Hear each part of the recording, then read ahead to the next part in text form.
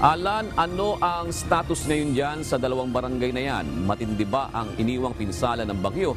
At may nakakapasok na ba para maghatid ng ayuda? Yes, June, dito nga sa bayan ng Solsona, Ilocos Norte, pahirapan pa rin ang pagpasok ng sinuman dito sa dalawang barangay na isolated. Kabilang na dyan, June, ang barangay Lipay at barangay Dalasin na kung saan ay sinira kasi ng bagyong Goreng ng rumaragasang tubig na makikita natin ngayon, June, dito sa aking likuran. Ang tindi o ang lakas ng pag-agos ng tubig na dulot pa rin ng naturang bagyo. Kwento ng ilang mga residente, bagyong Egay pa lamang, sira na ang tulay ngunit sinubukan pa itong ayusin hanggang tuluyan itong nawasak nang manalasa naman ang bagyong Goreng. May alternative route din sana na pwedeng daanan subalit nilamon din ito ng tubig baha. Kaya pahirapan ngayon ang pagtatawid ng tulong sa Nalasin at Lipay. Kanina, nag-iikot na ang mga tauhan ng Provincial Disaster Risk Reduction and Management Council. Ayon kay Solsona Mayor Joseph De Lara, simula pa kagabi, iniisa-isa na nila ang mga apektadong barangay. Maliban sa dalawang isolated barangays, may 4 din na binahang lugar. Ito ay ang ilang bahagi ng barangay Darasdas, Talugtog, Agitap at Bubuos. Pero sinabi ni Mayor De Lara, kailangan nilang unahin ang sandbagging sa mga nasirang flood control sa Nalasin River at Gasgas River para hindi na magdulot pa ng malaking pinsala sa kanilang lugar at makaapekto sa maraming barangay, lalo na ang tubig baha. Kaninang umaga, nagpa-sandbagging kami sa May Mariquet, yung papasok ng Laureta. Ngayon, kinausap ko itong mga barangay, kinausap namin para i-meeting namin, para ganun din gawin namin doon sa May Buwing. Kung saan galing itong mga yung pagbahan nito.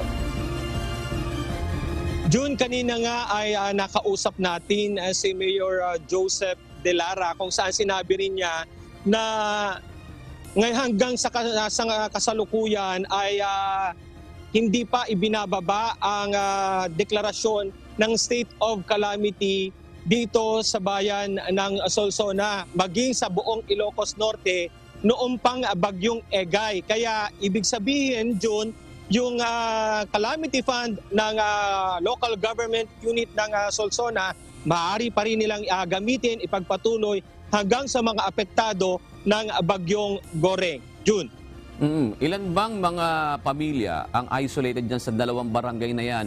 At gaanong karami naman ngayon dyan sa bayan ng Solsona ang apektado ng pagbaha?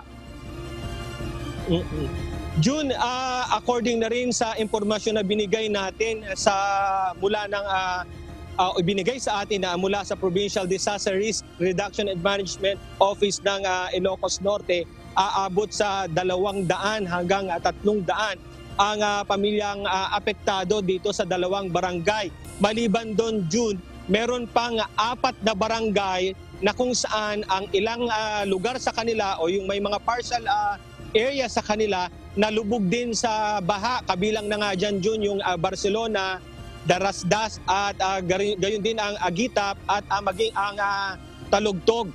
At June, isa rin sa dumating na impormasyon sa atin dito sa may barangay Darasdas, merong isang eskwelahan dyan, doon, June, na lubog din sa tubig baha. Ang lahat ng yan, June, ay nagmumula umano dito sa bahaging ito sa sitio Buwing na kung saan nagmumula ang tubig na umaagos na nakakaapekto sa mga kabahayan dito sa barangay Nalasin. Etong nasa likod ko, June, ito yung mismo yung barangay na isolated. Makikita natin, June, sa bandang roon, may mga tao talagang tumatanaw dito sa ating bahagi.